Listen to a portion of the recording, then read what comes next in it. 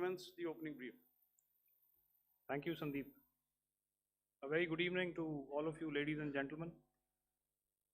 You are all by now familiar with the brutality and the dastardly manner in which 26 innocent lives were prematurely terminated at Pahalgam on the 22nd of April.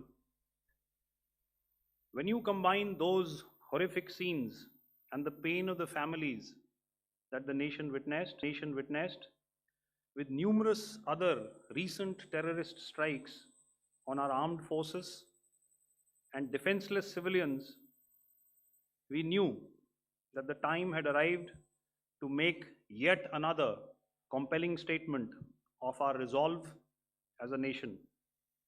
Operation Sindoor was conceptualized with a clear military aim to punish the perpetrators and planners of terror and to destroy their terror infrastructure. What I do not state here, of course, is the often stated determination of India and its intolerance to terror.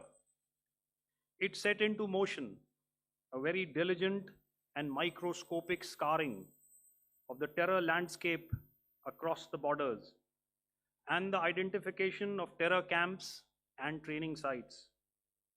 The locations that emerged were numerous, but as we deliberated more, we realized that some of these terror hubs were now bereft of any presence and had preemptively been vacated, fearing retribution from us.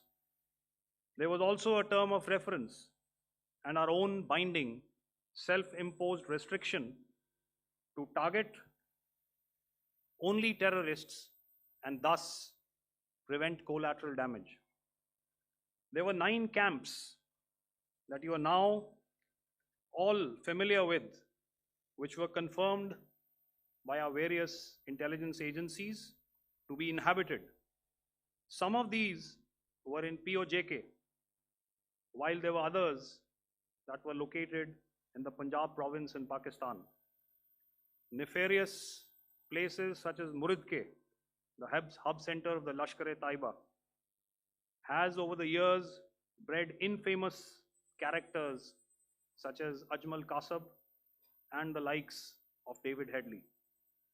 What followed was a careful scrutiny of each of these sinister locations, their layout, configuration, even the type of construction in each structure, and the terrain obtained around these. This was with an obvious intent to deduce and identify the exact vector that was required for their neutralization, as also the eyes in the sky that we would send up to ensure that we brought back evidence that we had indeed targeted what we set out to. The precise images of these engagements on that fateful and historical night have already been showcased during the first press statement on the 7th of May that was helmed by our Foreign Secretary. I have no doubt in my mind that we achieved total surprise, and those strikes across those 9 terror hubs left more than 100 terrorists killed, including high-value targets such as Yusuf Azhar, Abdul Malik Rauf, and Mudassir Ahmed that were involved in the hijack of IC-814 and the Pulwama blast. The line of control was also violated soon after by Pakistan, and the erratic and rattled response of our enemy was apparent from the number of civilians, inhabited villages, and religious sites such as Gurudwaras that were unfortunately hit by them, leading to a sad loss of lives. The Indian Air Force played a major part in these strikes by engaging some of these camps, and the Indian Navy provided wherewithal in terms of precision munitions. The Indian Air Force obviously had their assets up in the sky, and I will here request Air Marshal Bharti the Director General of Air Operations, to detail for you the methodology that the men in blue adopted to successfully manifest this mission. Thank you, Rajiv. A very good evening, ladies and gentlemen. It indeed is a difficult time that we have to come here like this and brief you. We could have done without this, but we had no choice. As the DGMO has detailed, the event was precipitated by the dastardly act at Pahalgaon. The sequence of events have already been detailed.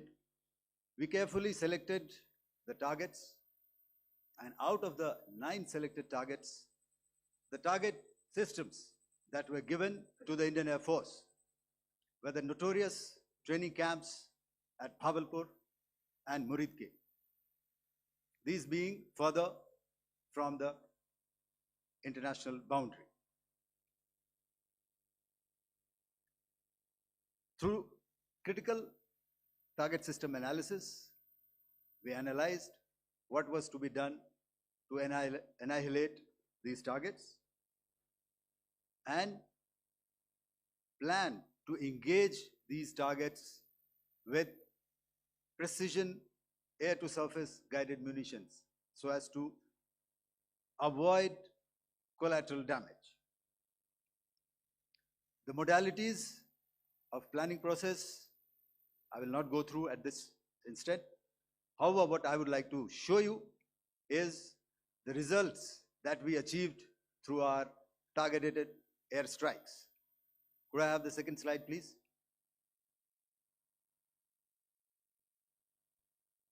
Yeah, change, please.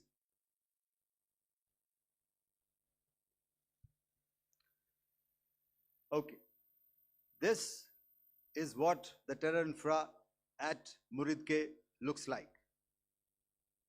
If you see, north is as indicated, and to the right is east, where the international boundary lies.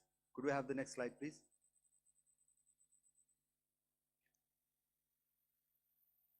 Orientating. Just go back one slide. Okay. Please have a look at this red building, the series of buildings out here, and this empty ground. Next. If you relate, the empty ground is here, and you see this is the first weapon that is impacting. This is the impact point number 1 on Muridke training camp with our precision guided weapon on early morning 7. Next, please. Keep your eyes glued for the second weapon coming in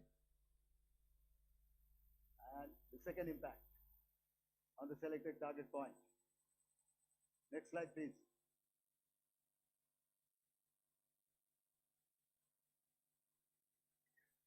Third weapon, third impact. Continue. And fourth weapon, fourth impact.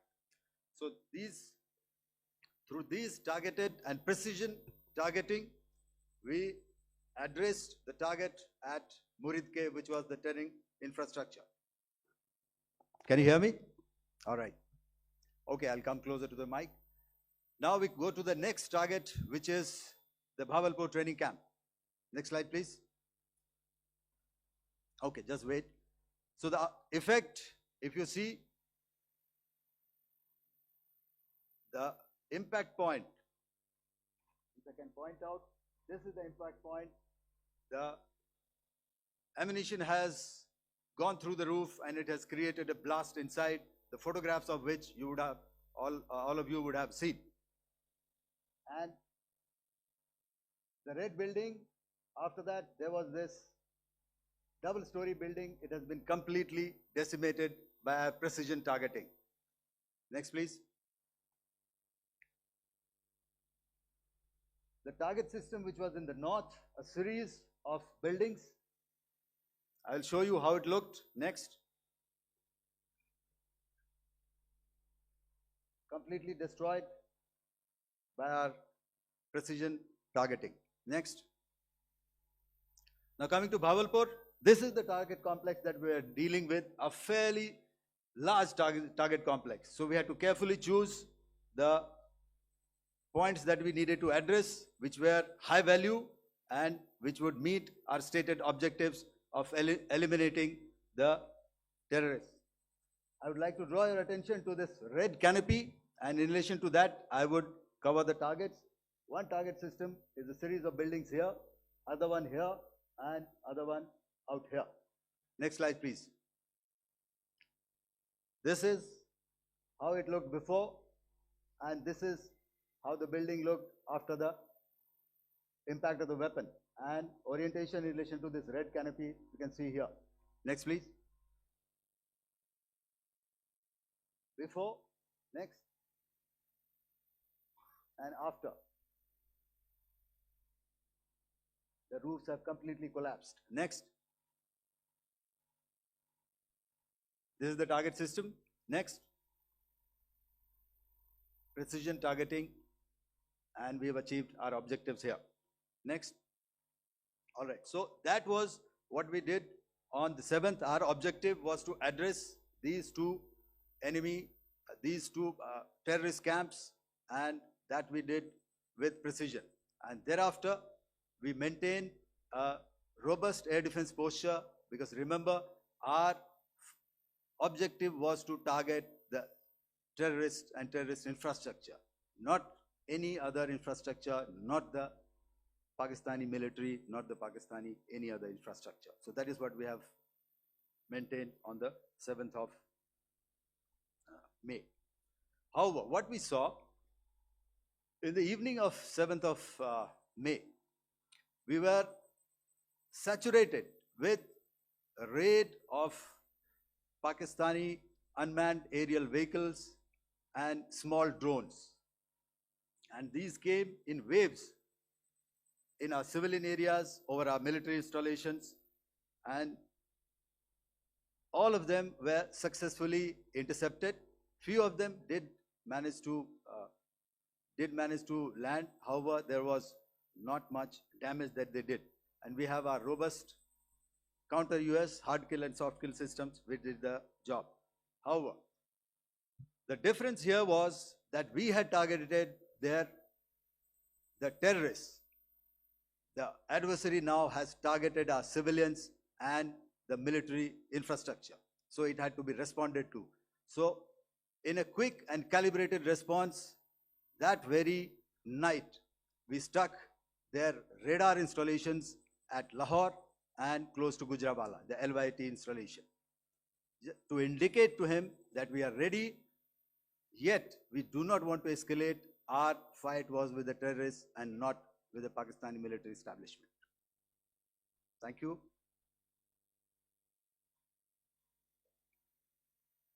Thank you, Air Marshal Bharti.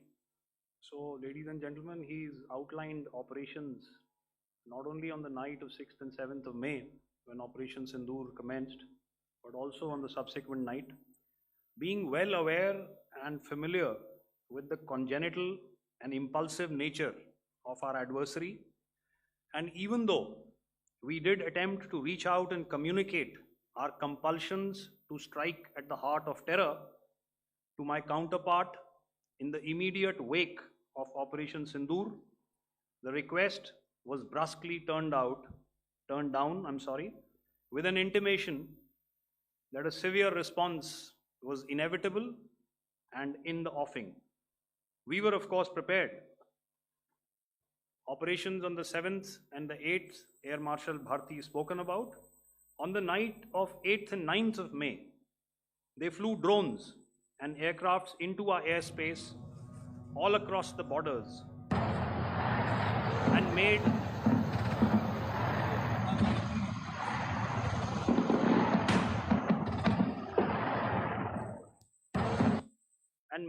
largely unsuccessful attempts to target numerous military infrastructure. Violations on the line of control by Pakistan also commenced yet again and precipitated into fierce arty engagements.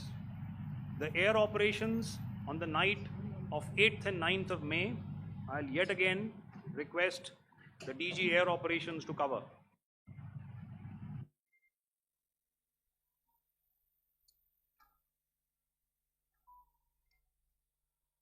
So I just covered what happened on the night of 7th and 8th.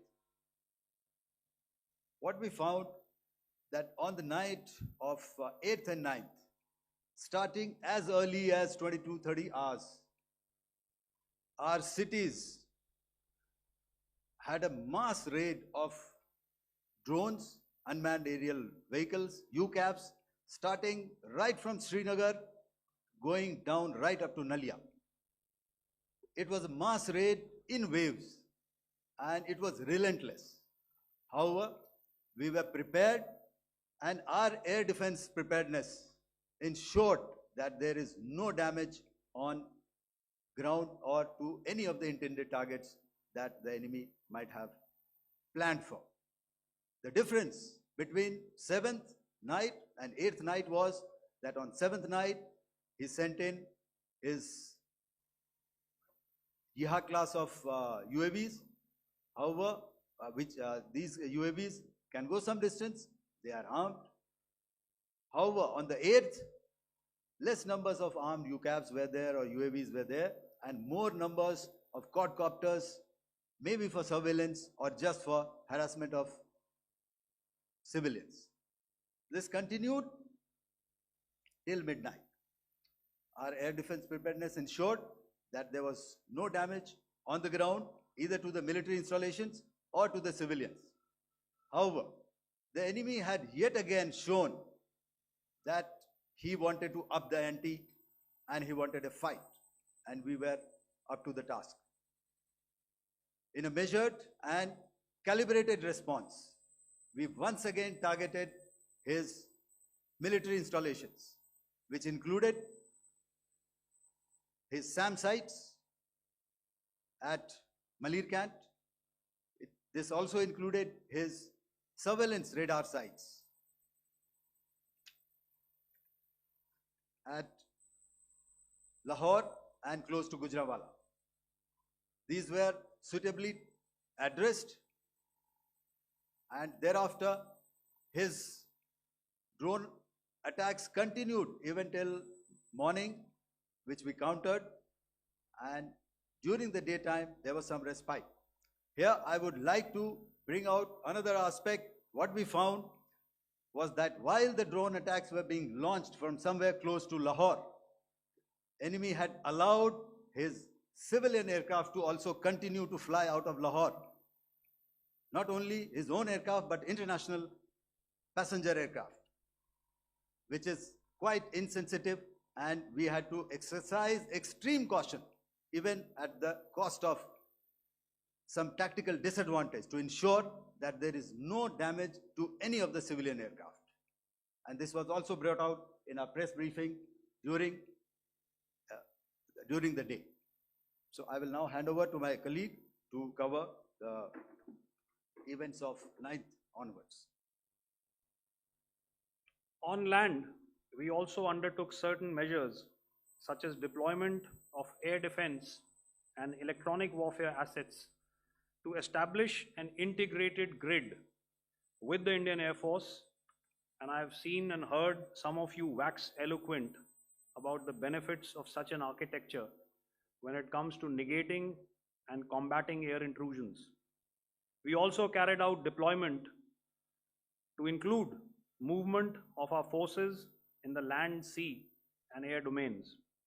The night of the 9th and the 10th of May saw similar intrusions by drones and aircrafts, and this time there was a concerted effort to target airfields and some very, very important logistic installations, albeit yet again unsuccessful and denied gallantly and efficiently, I must say, by the integrated Indian Air Force and Indian Army Air Defense. We further strengthened our deployment and also initiated some pressure points to send a very clear and unambiguous message to the other side to desist from any misadventures on land.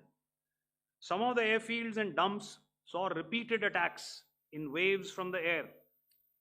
All were thwarted. The Pakistan Army has reported to have lost approximately 35 to 40 personnel in artillery and small arms firing on the line of control between the 7th and the 10th of May. What the other side had probably also not reckoned with was the speedy and precise turnaround and hit back by the Indian Air Force. And I will yet again ask Air Marshal Bharti to speak about these significant and game-changing strikes. I will thereafter request Vice Admiral Pramod, my colleague and Director General of Naval Operations, to tell us about some very telling naval maneuvers in the Arabian Sea that exerted pressure on the night of 9th and 10th of May. Over to you, sir. Commencing about 2000 hours, that is 8 p.m. local time, on 8th of May, several Pakistani unmanned aerial systems, drones, combat vehicles attacked multiple IF bases. These included Jammu, Udhampur, Pathankot, Amritsar, Bhatinda, Nal, Dalhousie, Thois, Jaisalmer, Uttarlai, Falodi, Nalia. These were almost simultaneous and they came in waves. All our AD guns and other systems were waiting for them. All these waves were neutralized by our trained crew using the air defense systems that they have, and also some of them were utilized using our legacy systems like Pechoras and IF Summer, which we have recently acquired. And some were neutralized by the Garud snipers. There was no damage on ground from these incursions and these mass raids, if I could call them, from the Pakistani side. However, following these relentless attacks on our air bases, on our forward positions, and on our civilian targets, this was time to convey some message to our adversaries. And therefore, a decision was taken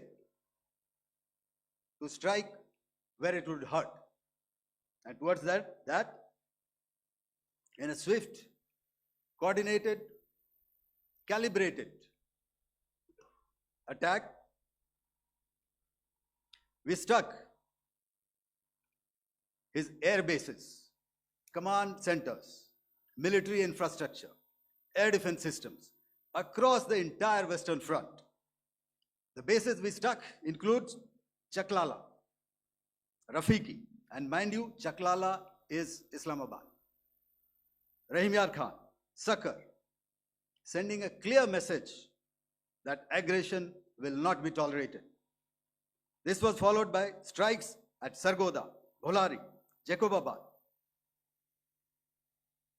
We also struck the C2 centers at Murid, the UAE complex at Murid, Rafiki, radar at Chunia, which I will show you, Rahim Yar Khan airfield, and the unmanned combat aerial vehicle hangar at Sakar. I would like to reiterate here that we have the capability to target every system at these bases and more. However, it was only a measured response to instill good wisdom to our adversary to refrain from further escalation. IF response was directed only at military installations, avoiding civilian and collateral damage. I would now like to show you some of the effects that have been achieved as a result of our air operation.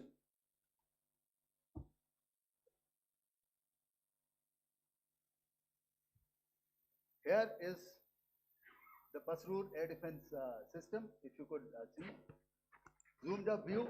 This is the radar mounted on a high tower.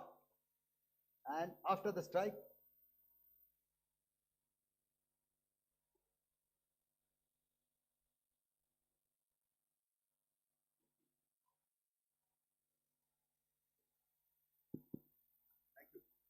can you hear me? Yeah, thank you. And after the strike, this is what has happened. This radar has been taken out, completely burnt. Next slide, please.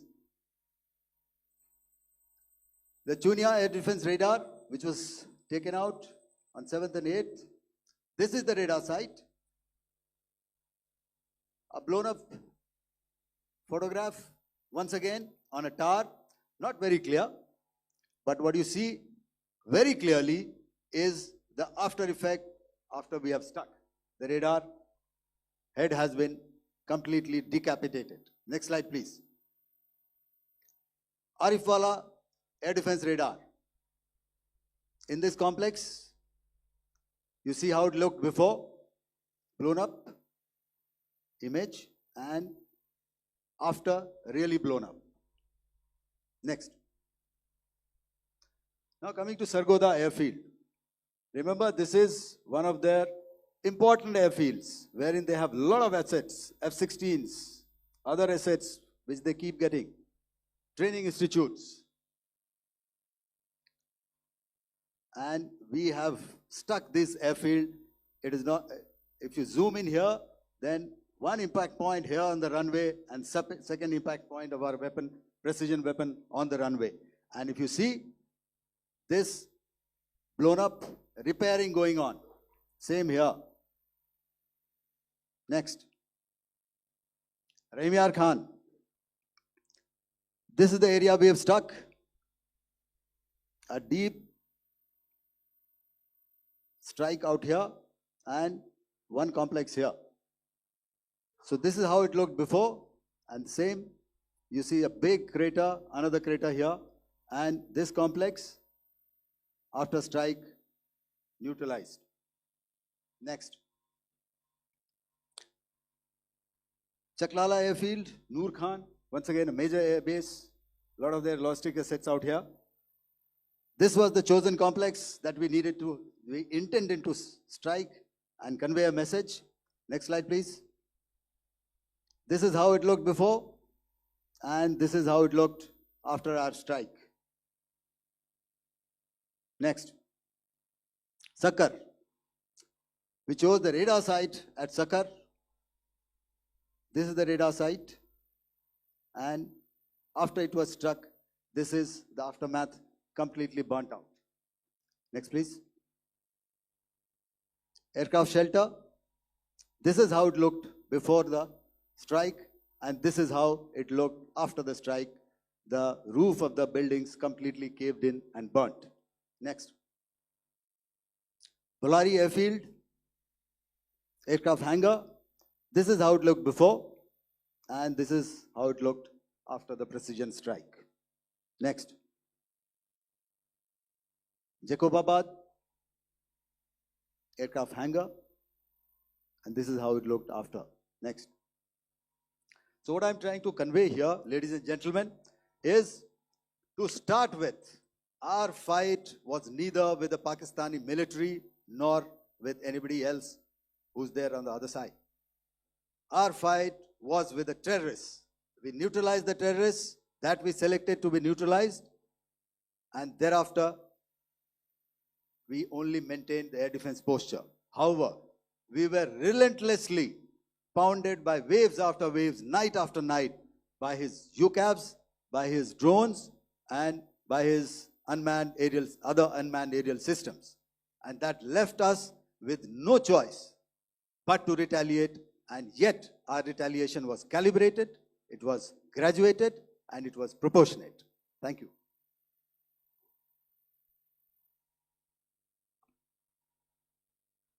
Good evening, ladies and gentlemen. In the aftermath of the cowardly attacks on innocent tourists at Pahalgam in Jammu and Kashmir by Pakistani-sponsored terrorists on 22nd April, the Indian Navy's Carrier Battle Group surface forces, submarines, and aviation assets were immediately deployed at sea with full combat readiness in concert with the Joint Operation Plan of the Indian Defence Forces. You may be aware that we tested and refined tactics and procedures at sea during multiple weapon firings in the Arabian Sea within 96 hours of the terrorist attack. The aim was to revalidate our crew, armament, equipment, and platform readiness to deliver various ordnance on selected targets precisely.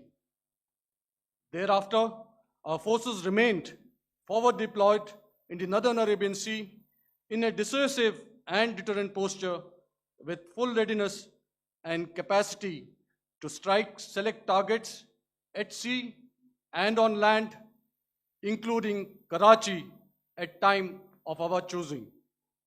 The forward deployment of the Indian Navy compelled Pakistani naval and air units to be in a defensive posture, mostly inside harbors or very close to the coast, which we monitored continuously.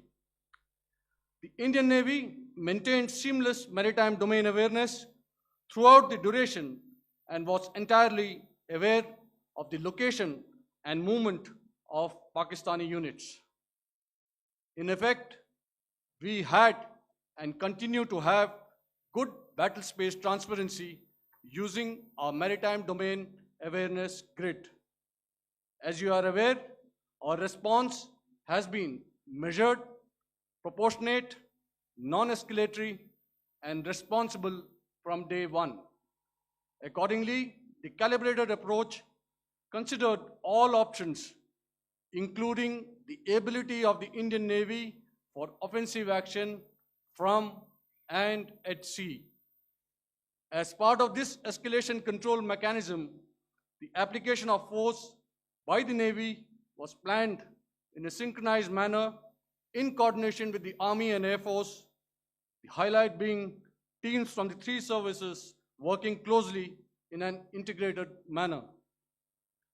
Along with the kinetic actions by the Indian Army and Indian Air Force, the overwhelming operational edge of Indian Navy at sea contributed towards Pakistan's urgent request for a ceasefire yesterday. As we speak, Indian Navy remains deployed at sea in a credible deterrent posture to respond decisively to any inimical action by Pakistan or Pakistan-based terrorists. Thank you. Samno Varna, Jai Hind. Now I'll hand over to Director General Military Operations for further proceedings.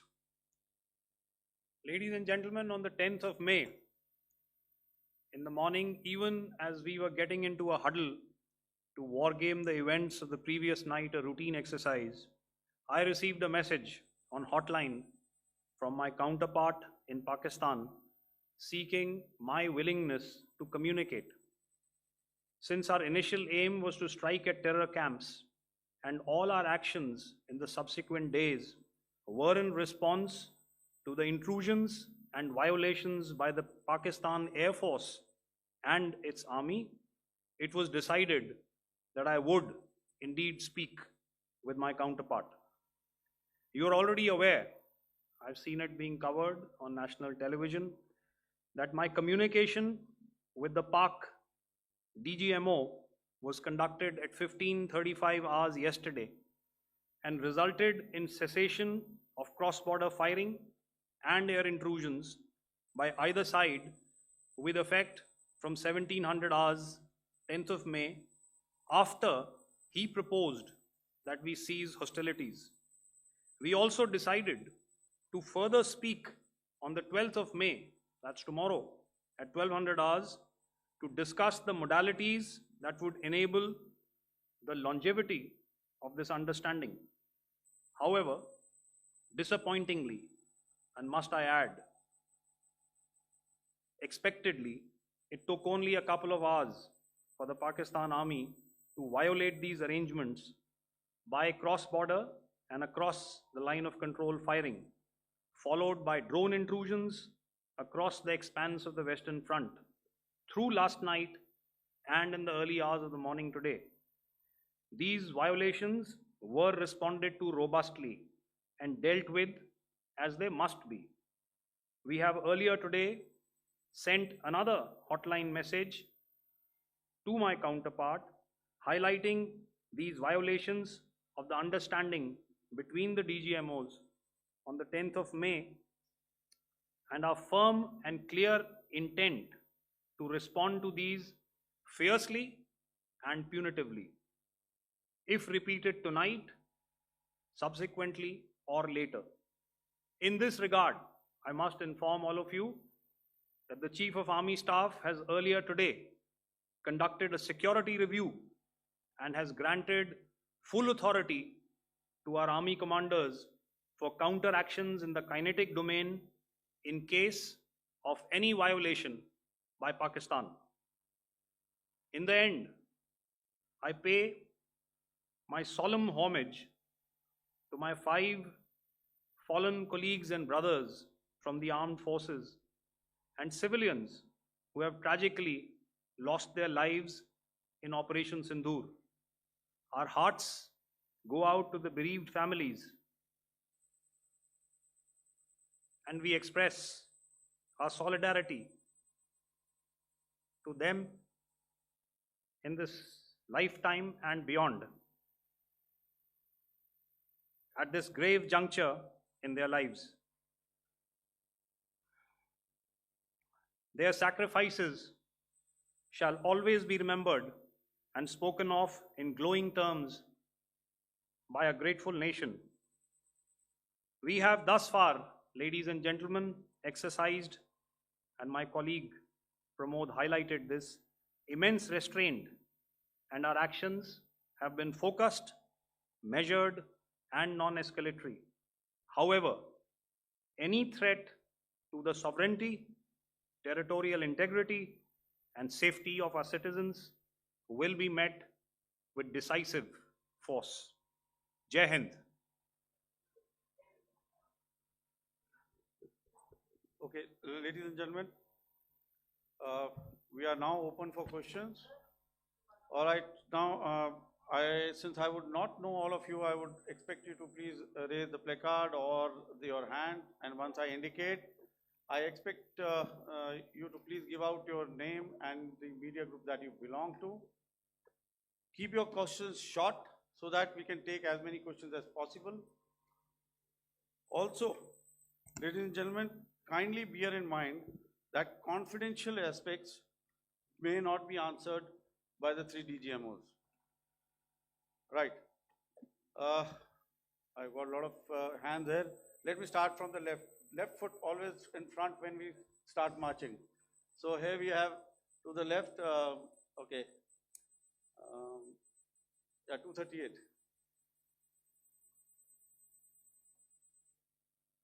Hello.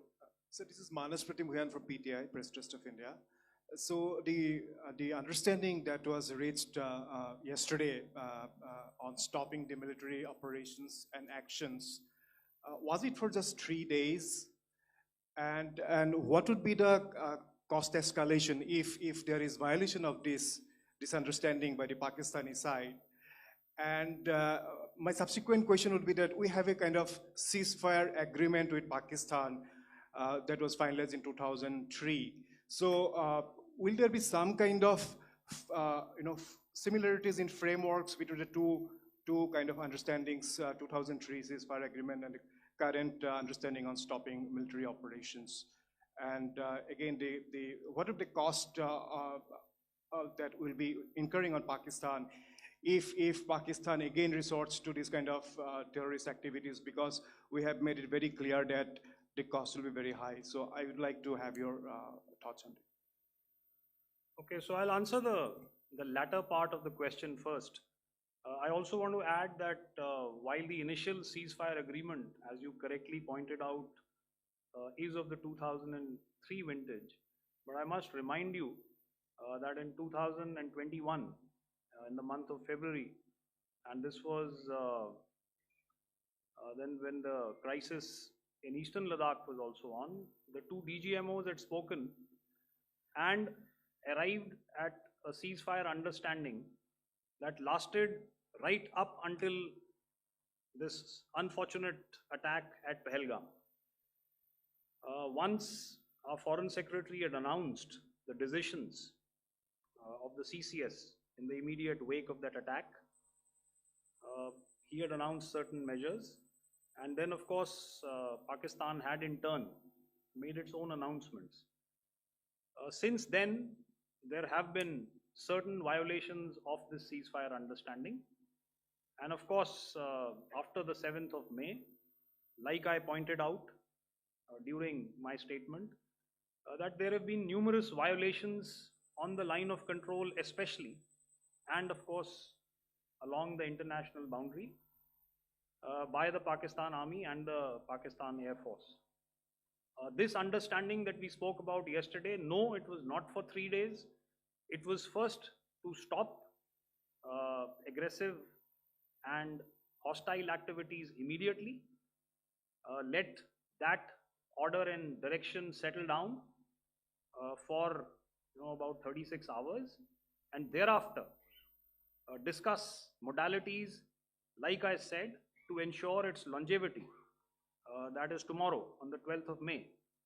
But unfortunately, we had a violation starting at approximately 1900 hours last night, and we've sent a communique, like I said, to the Pakistan Military Operations Directorate, and we will await what happens tonight. All right. I will. The cost escalation, I mean, I'll leave it to your best imagination. I've already said that the response will be fierce and punitive. Now, the right foot forward. Yeah.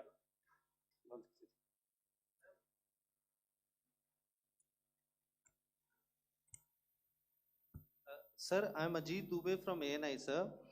Sir, my question is that you talked about the loss of lives to the Pakistan army, that was around 35 to 40 kills secured by the Indian army. Sir, can you tell us what would be the total loss of life to the Pakistan army in both army and air force attacks, sir? And how good was the performance of the BrahMos, Scalp and the S-400 during the operations? And sir, since we have sir, just one line. No multiple questions, please. Sir, all right. and since sir, we have achieved such a spectacular, we have made good achievements in this entire operation. Can we say that we have emerged victorious, or we have a big upper hand over the Pakistanis in this entire conflict? Thank you very much, sir. So I'll answer the question about the loss of lives on the other side. Of course, there are various means to ascertain that number. There is information from various agencies that come in. There are, of course, on the line of control, other ways to find out as to what has been the effect of what you are doing there in ceasefire violations. So therefore, I mentioned 35 to 40 on the line of control, and please remember that once Operation Sindoor was launched, the responses of the Pakistan Army were also on Indian Army or the Indian Armed Forces infrastructure. Let me put it that way. So that's why I did not cover casualties of the Pakistan Army, at least in the initial phases of battle, because those were not our targets. Our targets were terror-oriented, and of course later, once they launched air intrusions and air operations on our infrastructure, we've used heavier weapons, and of course there would have been casualties, but those are still being assessed. The effects of the weapons that you mentioned, I will request Air Marshal Bharti to apprise all of you about those. Good evening, Mr. Ajit, okay, you're meeting after some time. I never mentioned about any of the weapons that we used. Check. Okay. What I was saying, that I never mentioned of any of the weapons, the caliber that we used. All right, so we'll leave it at that. Those are matters of operational details which I would not like to go into. But suffice to say that whatever methods and whatever means we have chosen, it had the desired effects on the enemy targets. How many casualties? How many injuries? Well, to start with, our aim was not to inflict casualties, but in case there have been, it is for them to count. Our job is to hit the target, not to count the body bags. And the last part of your question, I wonder if you read out the tweet on ADGPI at midnight once we'd done what we had to in Operation Sindoor. And that's credit to my friend here on the left. Justice has been served, Ajit. That is all that I will say. Ajit, no, I'll request you to, refrain putting words into his mouth. All right. Yeah, I'll come back to the left. 147. Sorry, 47. No, 47. Did I see it here or?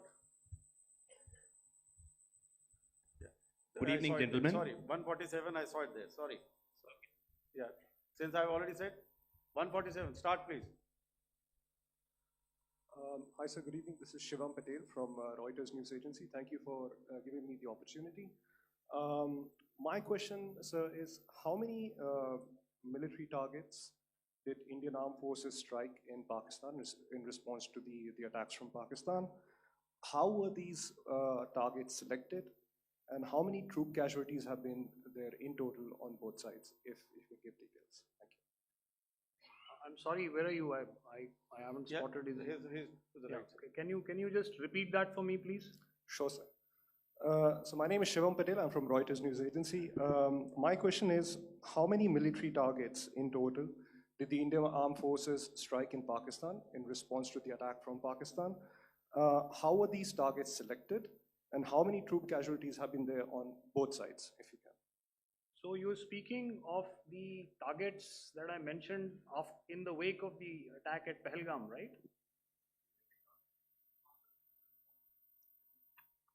Yeah, I think it's amply clear to everybody here that the Pakistan army has not crossed the international boundary, neither in the plain sector nor on the line of control. So the intrusions have been in the air.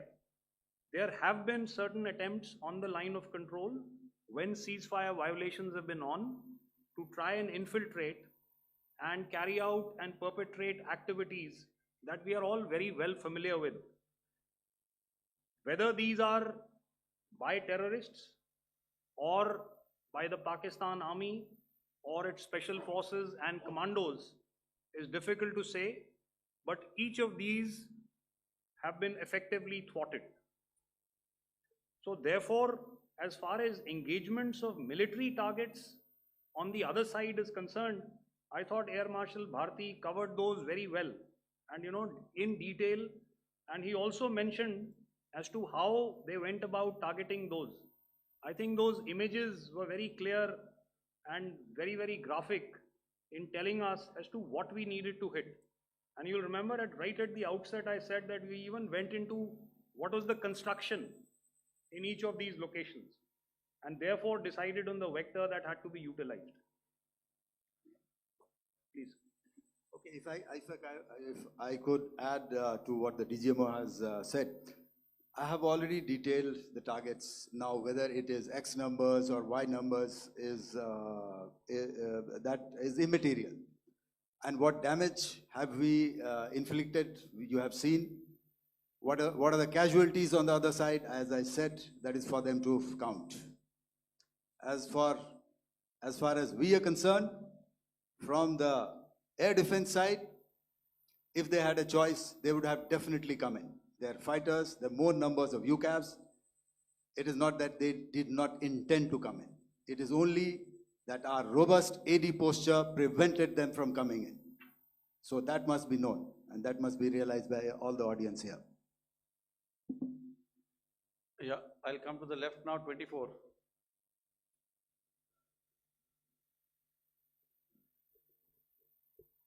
evening, sir. This is Anvesh Rath from Z. Sir, I wanted to know on the first briefing, which was done by FS and two representatives from Air Force and Army, you showed a list where there was 21 places in that list. You have stuck 9. Are more operations going to be held? Is Operation Sindoor still on? And the second question, thank you, sir.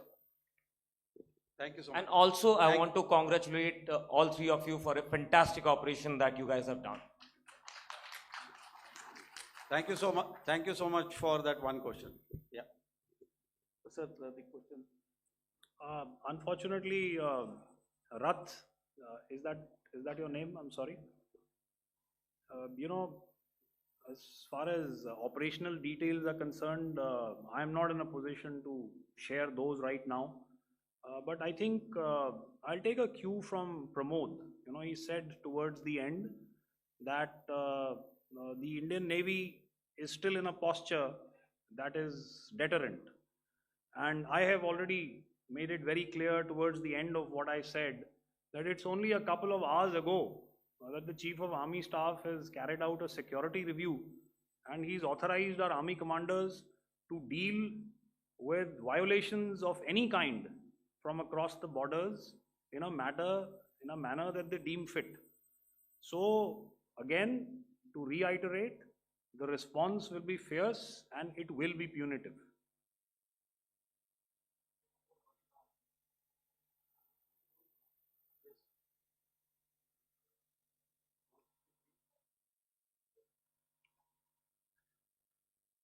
I'll go back this side now.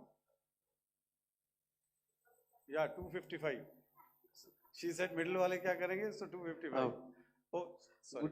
Good evening, sir. Yeah, 255. I'm Shailesh from National Defense. Please allow me, first of all, to pay my gratitude for protecting us Indians. Thank you very much. Sir, since the enemy has been talking about taking down our aerial platforms, it would be deemed fit in case we can reveal that we have taken down their fighter jets. What could be the number? Though you said that they may be not good to reveal the platforms, but since this has come from various quarters in Pakistan, so I believe that we need to answer, in case if you can, sir, if you may allow. The question is for me? Yes, sir. Okay, and if I get it right, you want to know how many of their planes we have downed? Yes, sir. Yes, sir. All right. See, as I said, their planes were prevented from coming inside our border. All right. So we do not have the wreckage with us, but definitely we have downed a few planes. Numbers, we would not like to hazard a guess out here. Okay. I have the numbers, okay, and we are getting into the technical details of it to establish it. So I would not like to put a figure at this time, but definitely there are losses from their side which we have inflicted. Were they, Please don't ask. were they fourth generation plus, sir? See, sir, you're putting words into my mouth. Why do you say fourth generation? Let us make it high tech. Thank you so much, sir. All Thank right. Yeah, 163.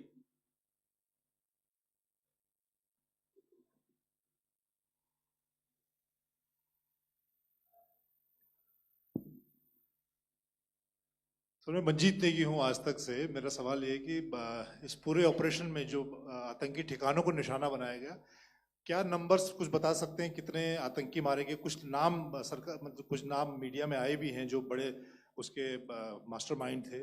और एक सवाल जो आज air force ने भी tweet किया कि operation सिंदूर अभी जारी है और सरकार की तरफ से भी कहा गया। और पिछली बार जब विदेश मंत्रालय की प्रेस कॉन्फ्रेंस पहली हुई थी उसमें वो लिस्ट दिखाई गई थी कि 21 टेरर कैंप आइडेंटिफाई किए गए हैं। तो क्या जो बाकी बचे हुए टेरर कैंप हैं उन पर भी कार्रवाई होगी? और एक नंबर अगर आप बता पाएं कितने टेररिस्ट मारे गए? Manjeet ji, 3 questions. The third one has just been asked here before. So 21 this thing. So I'll request the first two to be answered so that we have more number of people who can ask.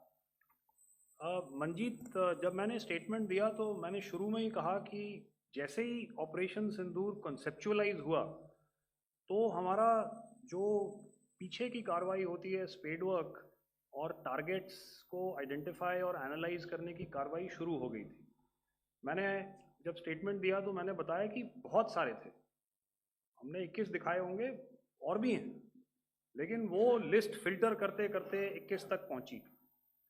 अब क्या आगे engage किए जाएंगे, अगर ज़रूरत पड़ेगी तो ज़रूर एंगेज किए जाएंगे, लेकिन मैंने बताया कि इस समय जो इंट एजेंसीज ने हमें बताया कि फलाने कैंप में प्रेजेंस है, हमने उनको एंगेज किया। कुछ नाम मैंने लिए, कुछ नाम अभी पुख्ता किए जा रहे हैं। मैंने आपको बताया कि जो इंट एजेंसीज ने अभी तक असेसमेंट किया है उसमें उन्होंने कहा है कि तकरीबन 100 से ज़्यादा मारे गए हैं।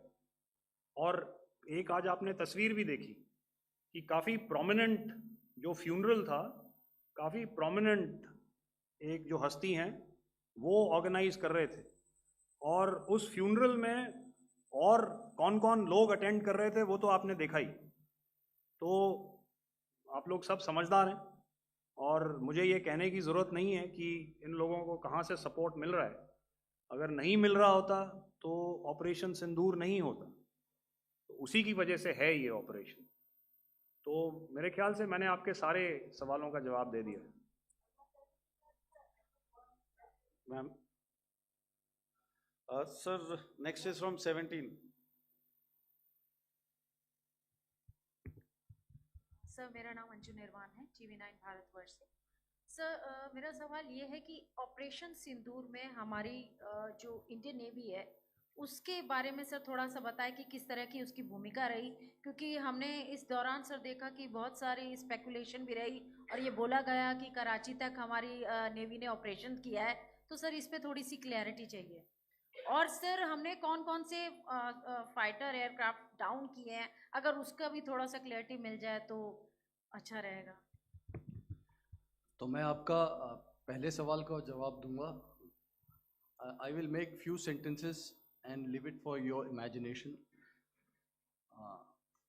First of all, as I mentioned, we have quantitative and qualitative edge to deliver a massive blow to our adversary, and we completely dominate in the maritime front. Indian Navy's action is part of the escalation ladder mechanism which we have worked out amongst 3 services. This time, if Pakistan dare take any action, and Pakistan knows it, what we are going to do. That's all. आपके सवाल का जवाब मैं पहले दे चुका हूं।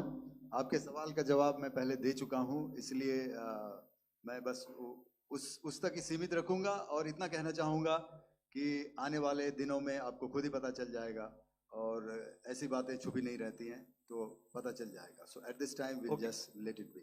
Okay, ladies and gentlemen, we have 1 or 2 more questions, sir.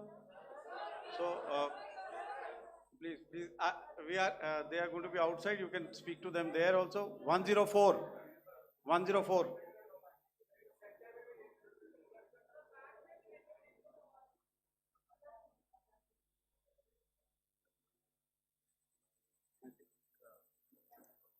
Yeah, ask. Sir, Dinaka with the Hindu newspaper. Are you surprised that you got this question? No, sir. Just look.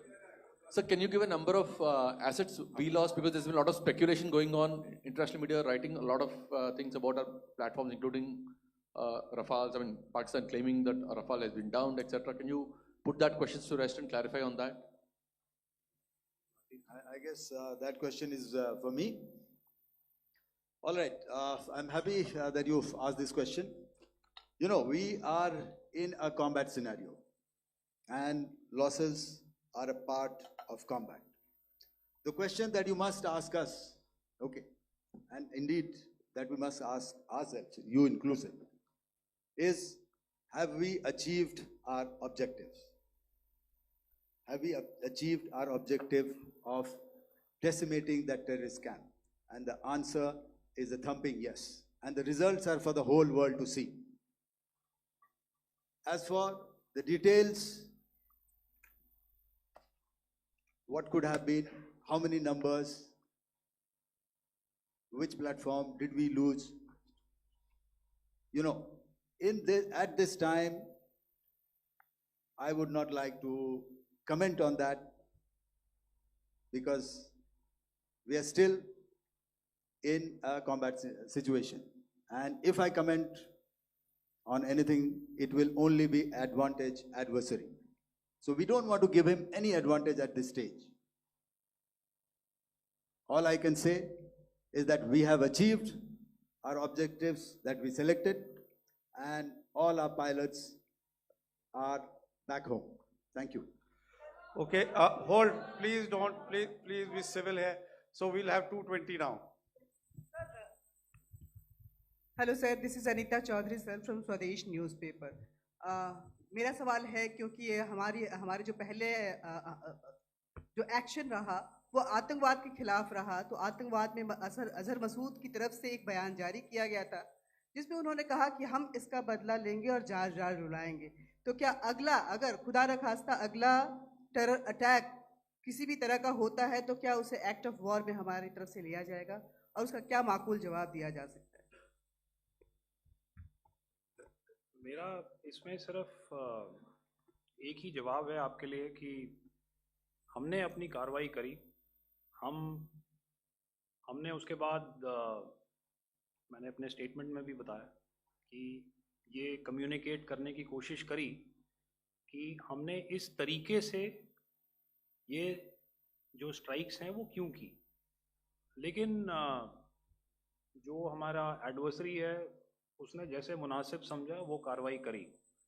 तो आपने देखा कि ये जो एक्टिविटीज़ चल रही हैं 3-4 दिन से, ये कोई वॉर से कम नहीं है।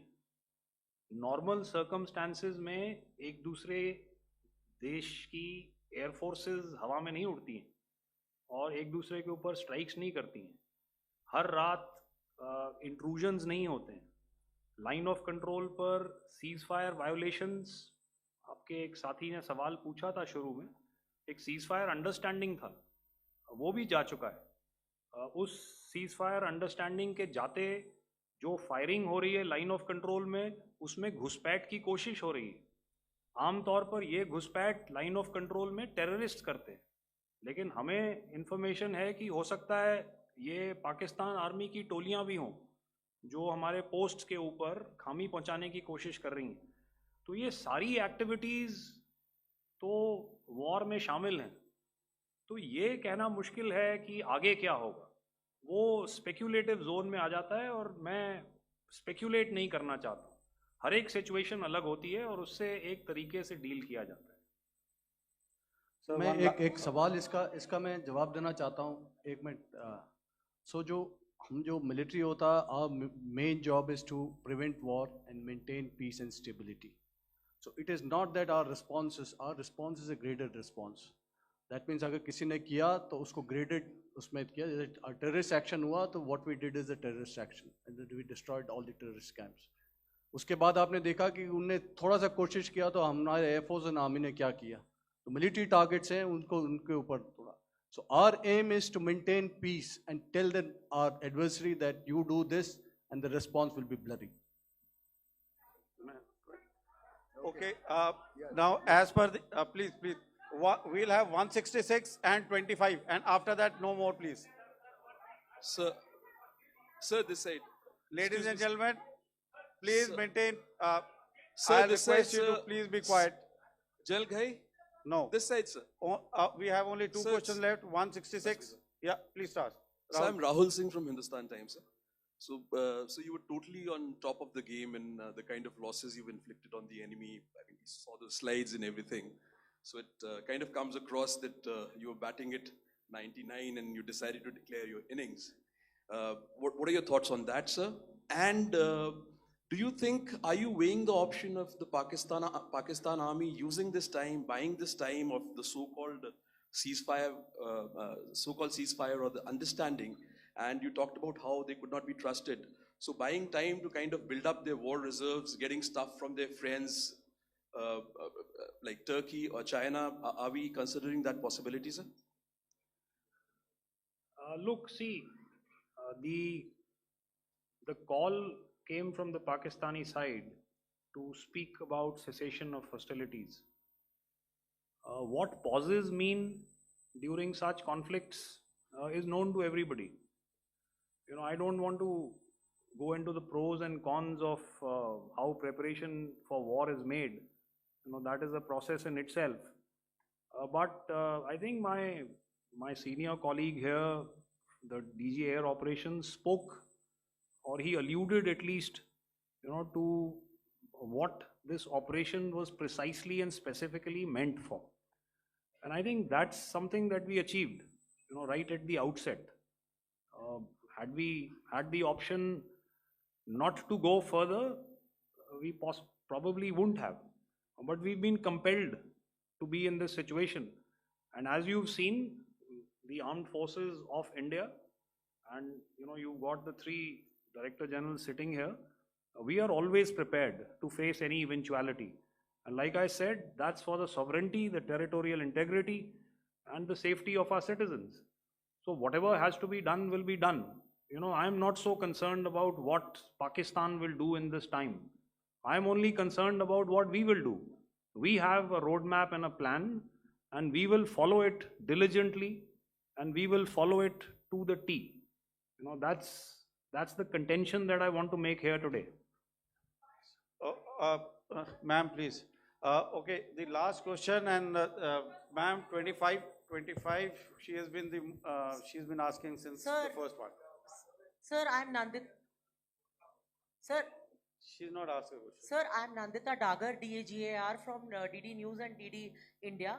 Sir, I wanted to ask you that my question is to General Ghai. Sir, you spoke to your counterpart yesterday and the Pakistani counterpart. Sir, what is the Indian Army's assessment that despite that agreement, that talk that you had, despite that agreement coming into effect at 1700 hours yesterday, why did they violate it? And number 2, yesterday at the joint Defense Ministry and Foreign Ministry briefing, Wing Commander Vyomika Singh and Colonel Sophia Qureshi had told us that we have cited the Pakistani troops amassing at the borders and at the LOC. Sir, has that situation changed? Have they withdrawn?